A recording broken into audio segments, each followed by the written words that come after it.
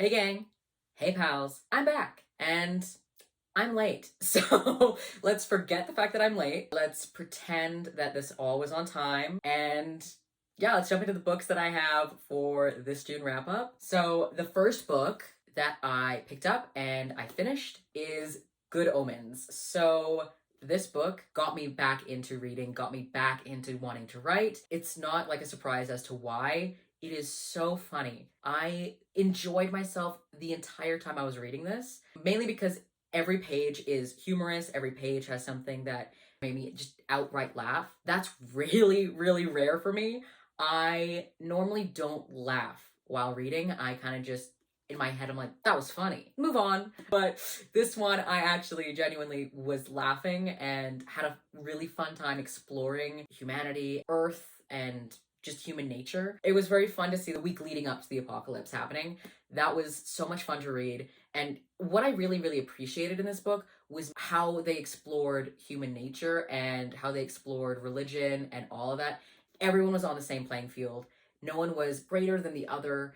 Everyone was poked fun at, and everyone was all at the same standing, which was so much fun to see. And I just had a blast discovering humanity with Terry Pratchett and Neil Gaiman. I highly, highly recommend. The writing style and the voice that they both have very much reminds me of Hitchhiker's Guide to the Galaxy in the humor and the way it explores things. If you like Hitchhiker's Guide, this will be perfect. A lovely kind of similar feel. And I gave this 5 stars. I really want to reread it in the future. Oh, so good. So good. The next book I read was kind of a surprise to me that I would want to read it and also that I did read it and really, really enjoy it. So I picked up Red, White, and Royal Blue. It took me a while to get through Good Omens because I really wanted to savor it and really wanted to understand a lot of what they were like exploring. So this book, I just wanted something fun. I wanted something that I could just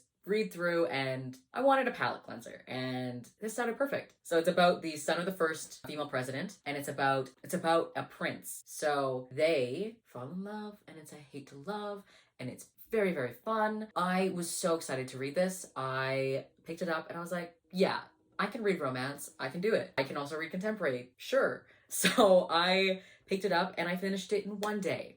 It is like 400 pages and I finished it in one day.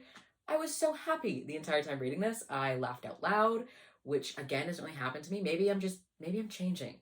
Maybe I'm allowing myself to let go and actually laugh. That would be good. That would be nice. But yeah, I enjoyed so much of this book. The dialogue is so strong and funny. What this book really did very, very well and what Casey McQuiston really succeeded at was the relationships between characters. The family dynamics were some of the most interesting to me. I think she really captured it. And the entire time, I just loved seeing Alex and his sister's relationship and seeing how their family interacted. It was intriguing to me. And oh my gosh, it was so much fun. If you just want a fun read for summer, I would say this one. I would definitely say this one. I'm gonna get into some spoiler talk into why I gave it 4 stars and not 5. So let's get into that. The world that was established was very fairy tale-esque. It didn't feel like reality, but it didn't feel like something that could never ever happen. And I really appreciated that. It made it so warm and so cozy. But at the same time, there were some things that I think they wrapped up too neatly and I would have rather, a little bit more depth or a little bit more grounding in it. So piece that I didn't fully enjoy and that kind of took me out of the story it's had is the confrontation with the queen. So when they go and they talk to the queen and it's wrapped up in a nice little bow very easily, I was kind of surprised. Because you have this queen who's looming over them the entire time, and you have in the back of your mind as they're sending love to each other, they're always kind of thinking about what's going to destroy it. So you have this looming presence of Richards and the queen. You have them looming over our respective, heroes. And you want the confrontation to feel real, even if it's still in fairy tale land. Like it does get wrapped up and it's all nice and in a bow. You still want it to have a little bit of a little bit of tension, a little bit more of a struggle. And with the queen, I wanted the internal battle of this grandmother who looks at her grandson, and she wants the best for her country. She wants the best for her grandson, but she can't have both. In her head, she can't have both.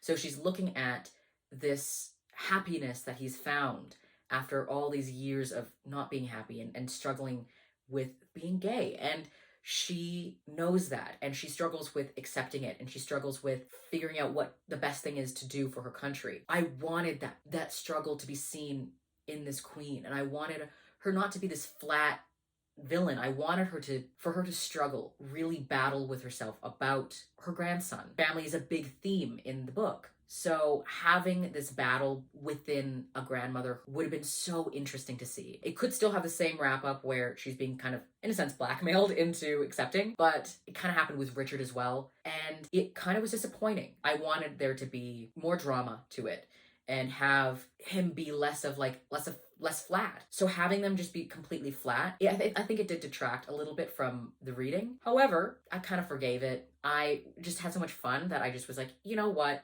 It's a kind of like a fairy tale aspect, so whatever. Overall, I gave Red, White, and Royal Blue, I gave it 4 stars. The next book that I read really slowed down my reading, but I kind of did that on purpose because I really wanted to consume all of it. I am planning on rereading it. I don't know why I didn't annotate it. You know, I'll do that next time. Yeah, so I read The Plague by Albert Camus. It was so good. Holy shit. Wow. I picked this up mainly because it's the plague, and we're kind of living in, you know, Mrs. Rona's amusement park of hell. I thoroughly enjoyed this book. I was creeped out by how much was accurate to what we're going through, how well he was able to capture the feeling of loneliness and the feeling of being underfoot of something, like you cannot move. I gave this 5 stars. I'm not going to talk too much more about it like I did with Red, White, and Royal Blue, but I'm planning on maybe doing a video about this, about the similarities between the plague and what we're going through with Mrs. Corona. Look for it because I'm excited to reread this, and I'm excited to research and make a video that's a little bit more structured than me just ranting at a camera. I think that'll be better. Hide and Seek by Ian Rankin. This is book 2 in, what is it called? The Inspector Rebus novels. So it follows John Rebus as he, you know, solves crime, does his thing. There are some aspects that while I was reading, I was a little bit like, okay, sure. Like there's some things that were a little tad bit homophobic and a tad bit sexist that I wasn't expecting. So when I picked it up, I was kind of like, oh, okay, sure. But it is also dealt with in the book. Like the characters know, well, John Rebus kind of deals with, well, I don't think there's anything wrong with being gay. Whereas some of his coworkers are like, it's kind of weird.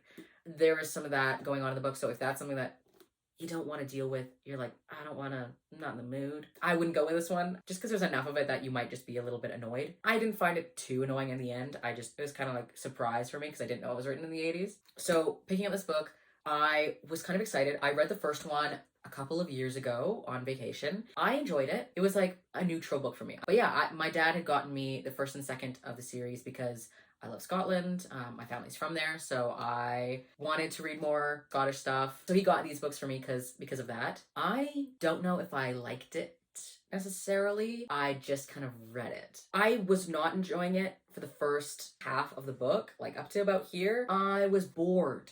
I just kind of wanted to DNF it. I really wanted to put it down and maybe just try again at a different point. Things were too slow to happen. You have this setup where you are looking through Rebus's eyes at the world, and it's a very kind of dark, kind of gritty look at life. And it's very interesting. So it has you at the very beginning. Then nothing happens, or enough doesn't happen, that you kind of just waiting for characters to clue into something or things to start connecting. And I know it was a point of the book that things aren't connecting. Why aren't things connecting? Why is this going nowhere? But something has to happen or else I'm not going to be interested. Something has to happen. Please. Oh my God, please. But eventually things started to happen, and eventually some things started connecting. But at that point in the second half, I was done. I had already lost all interest. I only really cared about two characters. One of them was dead. One of them was the murder victim from the first chapter. And I was like, okay, well, now I don't really give a shit. The things I did like about it were the murder victim. The way that Ian Rankin wrote the book, you learn more about this murder victim the more you go along. And I really liked learning about Ronnie. I loved learning about things that he didn't get to do. And you, the entire time, have to remind yourself that he didn't get to do these things. It was really well done to form this character at the beginning. And that's why I think I continue to read on, is because I was like, I want to see more of Ronnie. I want to see what he was like. I want to see what happened to him before he died. And that was really only what got me through this book. And that's kind of sad. So I gave it 3 stars. It's closer to a 2.5 than a 3. Read it if you want. It was an okay read. I just kind of was bored. I don't know. Those are all the books I read. Hey guys, so I'm an actual idiot. I'm even more chaotic than I thought. I am editing right now and I realized I'm stupid and forgot a book. So that book is Noala. It is by Kimmy Beach and it's a fable. I don't know why I forgot it. I think I just like overlooked it and then continued on like I had all the books.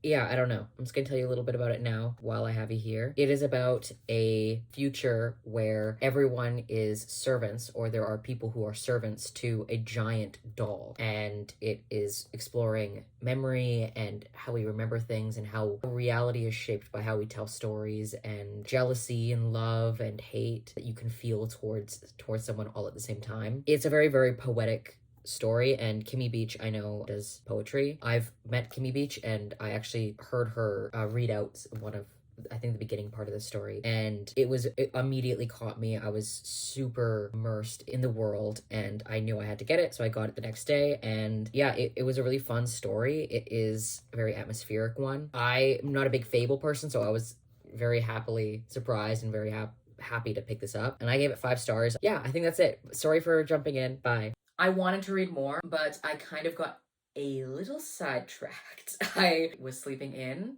a lot, so here I am. But I did end up getting about halfway through Johnny Appleseed. I, so far, am really, really enjoying this book. I have not read a lot of Indigenous writing from Canada, which is really my bad. I knew of some books and I haven't read them. I read some in school and really liked them, but just didn't continue looking for Indigenous writers. I love this book so far. I'm really excited to finish it. I was gonna finish it this morning and then I just didn't. I didn't finish it yet, but I'm very excited. So far, it is like a 4 or 5 star. I'm not too sure yet. I'm gonna see whether or not it's a 4 or 5. I'm thoroughly enjoying it. I am currently reading a couple of audiobooks. I'm reading Norse Mythology by Neil Gaiman, and it's actually performed by him as well. His voice is so soothing. I have it on my library app, but I think I'm gonna buy the audiobook because I'm really enjoying it, and I kind of just want to keep it forever and just listen to it when I'm sad. I'm also reading Forest of Souls. I'm only like 10 minutes in, so I'm in the middle of trying to read it. I'm probably like technically like 5 pages in. I'm not a big audiobook listener, but I have those 2 books. So I'll let you know more about July and what I'm doing. So I am doing a couple of things. An online writing camp called Youth Write. I'm going and doing the Reading Rush, and I'm going to be doing a haul video. I'm going to end this here because I have to mow my lawn and I have to take care of my plants and stuff. It's a sunny day. It's been raining recently, so I should get onto it. Thank you for watching. Thank you for listening to me and my opinions about these books. I know it was very chaotic. Have a nice Monday, Tuesday, Wednesday, Thursday, or Friday. Where's Saturday? I forgot Saturday. I don't know when this is going out again. So if it's one of those days of the week, have a good one of those. Yeah. Bye, ciao, and see you later.